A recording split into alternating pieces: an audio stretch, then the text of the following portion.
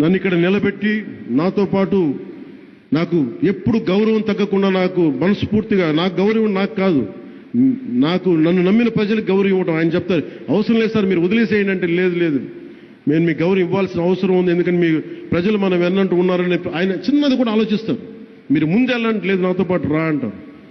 ఎందుకంటే నేను అలాంటి సీనియర్ నాయకులకి నాకు ఎంత గౌరవం ఇవ్వాలో నాకు తెలుసు. ఆ గౌరవాన్ని ఏ రోజు కూడా నేను తగ్గించను. మనస్ఫూర్తిగా తెలుగుదేశం నాయకులందరికీ, భారతీయ జనతా పార్టీ నాయకులందరికీ, జనసేన పార్టీ నాయకులందరికీ, అన్ని స్థాయిల్లో ఉన్న నాయకులు మనందరం సమిష్టిగా పనిచేద్దాం.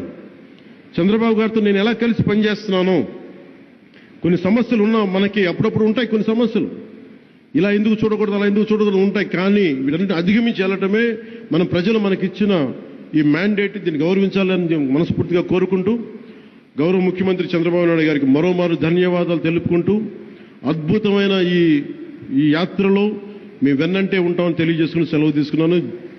జై ఆంధ్ర, జై హింద్, జై భారత్.